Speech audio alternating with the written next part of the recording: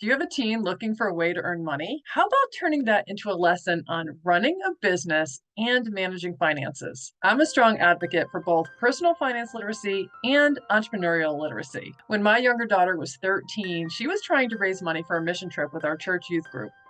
I felt like she needed to put in some effort beyond her allowance in asking for sponsors. So I offered to show her how to run a business so she could earn money while learning something valuable. Think marketing, income and expenses, hiring an employee, planning, purchasing, and executing a plan. In this video, I'm going to explain what we did, how we did it, and the lessons learned. And at the end, you'll have an opportunity to grab the time-saving teen entrepreneurial empowerment packet I've put together so you can run something similar with your own team. Now, be aware that what we did may seem super specific, but as you're watching or listening, I encourage you to think about the concepts I'm sharing and brainstorm how you might use them for yourself and your team, whether a son or a daughter. Hey, I'm Kathleen Rumford, a former software engineer turned into homeschooling mom of 2 daughters across 15 years through high school and dual enrollment. Both girls have finished college, one with her master's, and both with their own businesses. To make sure you don't miss any of my videos on homeschooling, please subscribe to my channel. Even by liking or commenting, you're telling the algorithm that this was valuable and it will be pushed out to help more people. We tossed around a few ideas and landed on running a camp for 8 to 10-year-old girls. Now, your teen may want to do something with 8 to 10-year-old boys, or a mixed group, or a different age group. That's fine. But because my daughter was really into fashion, arts and crafts, photography and such, the camp we came up with suited her well, and we knew would suit a good number of girls in our homeschool community in the 8 to 10-year-old age range. We decided to limit the camp to 10 girls and run it for 5 days, Monday through Friday, for 3 hours after lunch, so 1 to 4 p.m. And we would hire one of my daughter's friends as a helper. Throughout the week, we would do arts and crafts, games, scavenger hunts, water time, face painting, dress up, character development story time, a service project, snack time, etc. But again, if you're brainstorming for your own child, maybe it's a character-driven sports-themed camp or a photography camp, or each day is a different theme.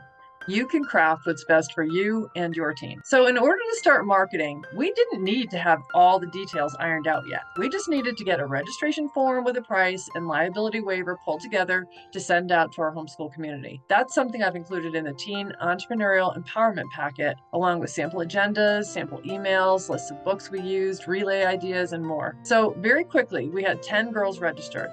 However, one of the girls who registered was on the older side of the age limit, which was fine, except that my daughter knew this girl from church and said she was bossy and a bit overpowering.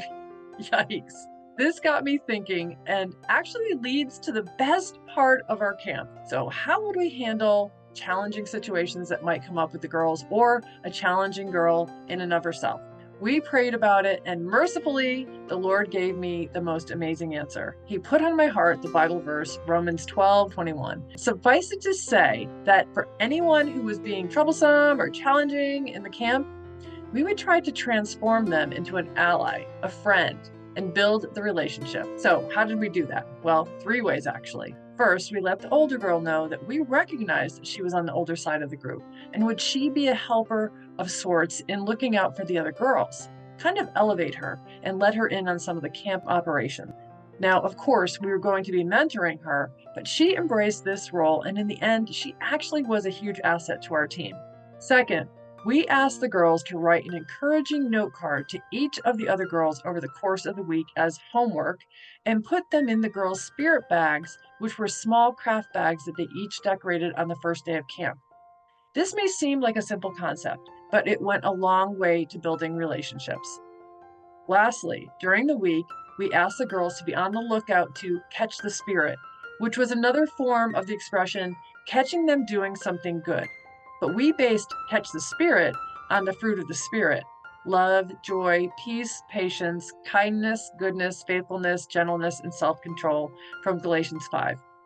The girls would try to notice when one of the other girls did something with kindness, like helping another girl with an activity, or with patience, like waiting patiently for the green marker that they needed for their craft, or with self-control, like not grabbing the swing from the next person waiting. You get the gist. And when they were able to catch the spirit by noticing fruit of the spirit behavior in one of the girls, we had an easy way for them to put a quick note in that girl's spirit bag. Of course, the leaders always made sure that everyone had some recognition in their bag each day. I cannot overemphasize how important this concept of looking for the good in others and these spirit bags were. Truly, truly a highlight of the camp, as the girls really caught the spirit and looked for ways to encourage one another. And at the end of each camp day, after reading a short character development story, the girls got to look in their spirit bags to see what cards or spirit notes they had received. You would have thought it was Christmas morning.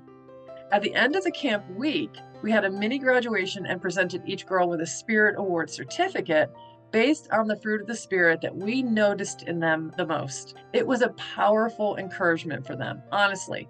All of these things worked incredibly well. They really encouraged a positive environment and character development the whole week and built relationships that carried well past the week of camp.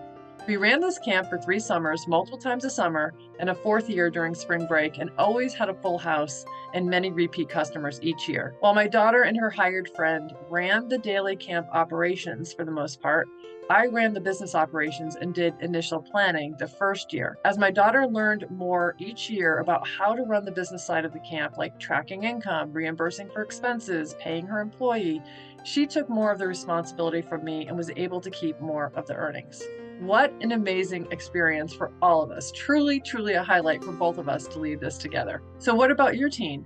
Can you or they take these concepts and implement something like this? We ended up calling our camp Girls Spirit Camp.